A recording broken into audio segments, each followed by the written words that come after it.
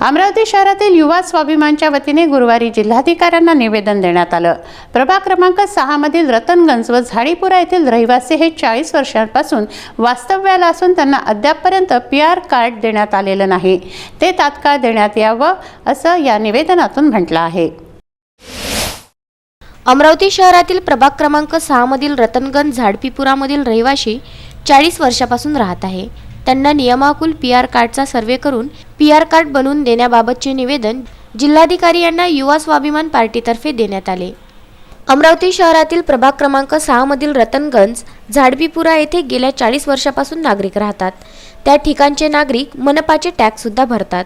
तसेच त्या भागामध्ये मूलभूत सोयी सुविधा पूर्ण झाल्या आहे। त्या भागातील नागरिकांनी स्वतःचे पक्के घरे होण्याकरिता त्यांनी प्रधानमंत्री आवास योजनेचे अर्ज भरले असून त्यांच्या घरकुलाचे प्रकरण मंजूर झालेले आहे। या भागातील संपूर्ण नागरिक हे गरीब कुटुंबातील असून त्यांच्याकडे स्वतःचे घर बांधण्याकरिता त्यांची आर्थिक परिस्थिती अतिशय गरिबीची आहे। त्यांना प्रधानमंत्री आवास योजना मंजूर झाली असून त्यांना PR कार्डाची अट शिथिल ठेवण्यात आलेली आहे। त्यामुळे या भागातील अनेक नागरिक घरकुलाच्या लाभापासून वंचित राहिलेले आहे। गरीब घटकातील नागरिकांचे स्वतःचे पक्के घर व्हावे या मागणीसाठी हे निवेदन जिल्हाधिकाऱ्यांना देण्यात आलं।